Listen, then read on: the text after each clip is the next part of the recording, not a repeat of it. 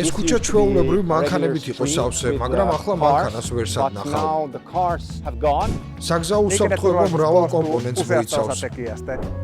ტაქსი ძალიან იშვიათად ყვება ავარიაში, რომელსაც მსხვერპლი ახლავს. საგზაო უსაფრთხოება თქვენი ყოველდღიური ყოფის საკვანძო საკითხია. წელიწადი ისე გავიდა, რომ დიდი ჰელსინკის ქუჩებში არ მომხდარა არც ერთი უბედური შემთხვევა, რომელიც რომელიმე ქვეითის, ველოსიპედისტის, მოტოციკლისტის ან ნებისმიერი მძღოლის გარდაცვალებით დასრულდა. დიდი ჰელსინკის მეტროპოლიური ტერიტორიის ფარგლებში, რომლის მოსახლეობაც დაახლოებით 1.400.000-ია, ნამდვილად დიდ წარმატებას მიაღწიეს საგზაო უსაფრთხოების კუთხით. ევროკავშირის სხვა დიდი ქალაქები ახლა ცდილობენ ჰელსინკის მაგალითს მიიბაძონ.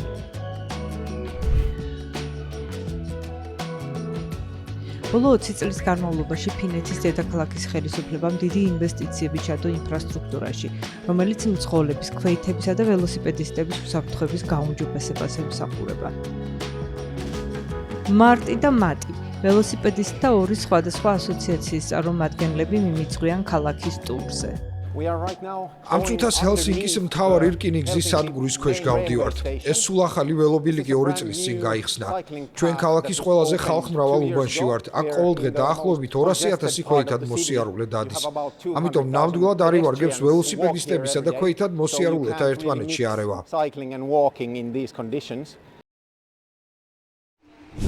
ახლა კი ერთ რიგით ქუჩაზე ვართ, სადაც ბევრი ავტომობილი დადის და სატვირთოებსაც ნახავთ. ეს კარგი მაგალითია იმისა, თუ რატომ შეიძლება არ იგრძნოს თავი ადამიანმა უსაფრთხოდ. თუმცა მთლიანობაში უსაფრთხოების განცდა მნიშვნელოვნად გაუმჯობესდა ბოლო 10 წელიწადში.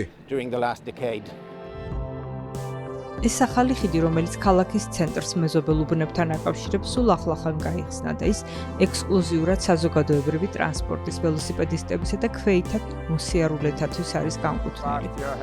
გასულ წელს ჰელსინკიმ დაახლოებით 35 მილიონი ევროს ინვესტიცია ჩადო ველოსიპედისტებისა და ქვეითად მოსიარულეთათვის განკუთვნილ ინფრასტრუქტურაში, რომელიც შეიძლება ბევრი მოგეჩვენოთ, მაგრამ ეს საგზაო ინვესტიციებზე გამოყოფილი ბიუჯეტის მხოლოდ 13%-ია. ამ ქალაქში ჯერ კიდევ 40 წლის წინ დაიწყეს გამოსავლის ძიება, რათა საგზაო შემთხვევებით გამოწვეული სიკვდილიანობა შეემცირებინათ და საბოლოოდ მიაღწიეს კიდეც მიზანს.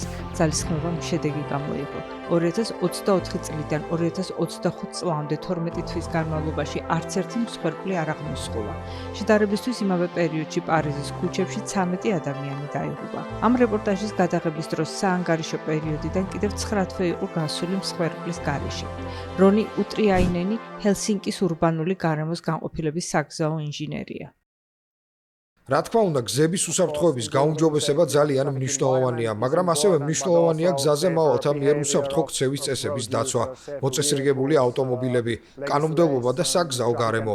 ქალაქში შეამცირეს სიჩქარის ზედაზღვარი, გაუმჯობესეს საფეხმავლო და ველოსიპედისტებისთვის აუცილებელი ინფრასტრუქტურა, დაავიწროვეს გზის სავალი ნაწილი და აყენეს სათვალთვალო კამერები. ჰელსინკიში ძალიან კარგი საზოგადოებრივი ტრანსპორტია, რაც ავტომობილით გადაადგილებას ამცირებს და შესაბამისად მცირდება ავარიებიც.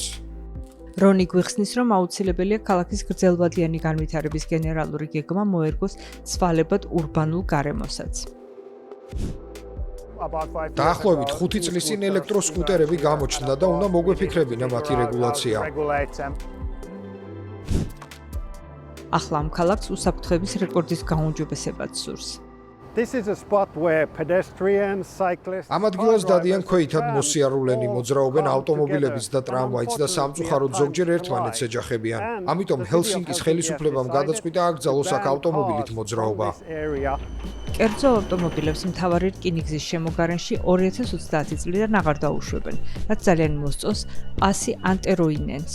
იგი ფინეთის საგზაო უსაფრთხოების საბჭოს, კერძო საჯარო არასამთავრობო ორგანიზაციის მმართველია, რომელიც ადგენს საგანმანათლებლო პროგრამებსა და აწარმოებს საზოგადოების ცნობიერების ამაღლების კამპანიებს, რათა ფინეთის გზებზე უსაფრთხოება გაიზარდოს. კიდევ უფრო მნიშვნელოვანი საკითხია საზოგადოების თანხმობა. მაინც რა არის მისაღები ქვეყანასა თუ ქალაქში? როგორია ჩვენი მოლოდინი? აი ეს არის მნიშვნელოვანი. როდესაც ფინეთში ბავშვი 6-7 წლის ხდება, ის სკოლაში ძირითადად მარტო დადის. ამიტომ მათ უსაფრთხო სიარულის ჩვევები უნდა ვასწავლოთ.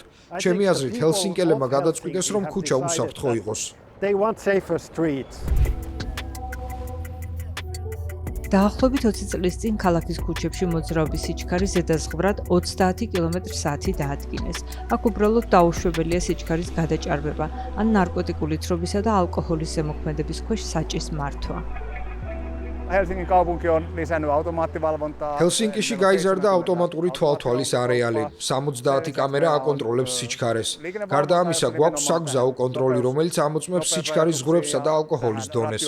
რასაკვირველია, ყველა ტიპის ტრანსპორტს ვაკონტროლებთ. კიდევ ერთი მნიშვნელოვანი ნაბიჯია საკომუნიკაციო კომპანიები. ძალიან დიდ ყურადღებას ვაქცევთ სოციალურ მედიას. გასულ წელს მაგალითად, მხოლოდ ჩვენი სოციალური მედიის გვერდებს 30 მილიონი ნახვა ჰქონდა. ჰელსინკის პოლიციის დეპარტამენტის ახლად გამოქვეყნებული პოსტი უკვე 300,000 ჯერ განახლდა. Päivitykset, niin nämä antaa valtavan määrän näkyvyyttä meidän ინტერნეტ valvonnalle. გვერდების ასეთი ტემპით განახლების წყალობით საგზაო მონიტორინგს ძალიან ბევრი ხედავს. ასეთი კამპანიები 100-ჯერ და ზოგჯერ 1000-ჯერ ზრდის ერთი საგზაო ჯარიმის ხილვადობას. ამას კი უზარმაზარი გავლენა აქვს მანქანის მართვის ქცევაზე. რაც უფრო მეტად ვრცელდება საგზაო უსაფრთხოებასა და ჩვენი ზედამხედველობის შესახებ არსებული ინფორმაცია, მით უფრო მეც ვფიქრობს მძღოლი, რომ შესაძლოა კანონ დარღვევაზე გამოიჭირონ. ისინი მიხვდებიან, რომ ჰელსინკიში აღარ ღირს საგზაო კანონის დარღვევა, რადგან აუცილებლად აგებენ შესაბამის პასუხს. Koska siellä jää aina kiinni. საგზაო შემთხვევების პრევენცია ყველას პასუხისმგებლობად ითვლება. ტუომო ჰეინო ფინეთის ტაქსის მძღოლთა ასოციაციის თავმჯდომარეა. ამ ასოციაციას 3000-ზე მეტი წევრი ჰყავს, რომელთაც საკუთარი წვლილი შეიტანეს ქალაქ დაგეგმარებაში მთელი ქვეყნის მასშტაბით. იგი ადასტურებს, რომ უკეთესმა ინფრასტრუქტურამ, უფრო უსაფრთხო ავტომობილებმა და საჭის მეტი პასუხისმგებლობით მართვამ გააუმჯობესა საგზაო უსაფრთხოება. Tiedotus ja tiedon kulku esimerkiksi sääolosuhteissa. კარგი იქნებოდა ამ მიდის პროგნოზის შესახებ ინფორმაციის უკეთ გავრცელება. კონტროლისა და ზედამხედველობის გაძლიერებაც მნიშვნელოვანია. იქნება ეს ციფრული თუ ფიზიკური კონტროლის მექანიზმები. ძალიან მნიშვნელოვანია, რომ ხელისუფლება ჩართულია ყველაფერში. ეს ამშვიდებს ადამიანს. ევროკავშირის სტრატეგია ხედვით არე მიზნად ისახავს, რომ 2050 წლისთვის რამდენადაც შესაძლებელია ნულამდე დაიყვანოს საგზაო სატრანსპორტო შემთხვევების დროს სხვერპლის რაოდენობა. ამ სტრატეგიის მთავარი იდეა ის არის, რომ საგზაო შემთხვევებით გამოწვეული სიკვდილიანობისა და ტრავმების აღკვეთა შესაძლებელია. ჩვენ მიზანი 40 წლის წინ დავისახეთ, ახლა კი ეს რეალობად იქცა. ნამდვილად მნიშვნელოვანია მიზნების დასახვა და მომავალზე ფიქრი. მხოლოდ ერთი მნიშვნელოვანი საკითხის დასმა რომ შეიძლებოდეს, მე სიჩქარის ზედაზღვრების შემცირებას დავასახელებდი. რა თქმა უნდა, ევროპის ზოგიერთი დედაქალაქი ჰელსინკიზე 10-ჯერ დიდია, თუმცა მათ ყოველდღე შეუძლიათ სადონ რაღაცის გაუმჯობესება.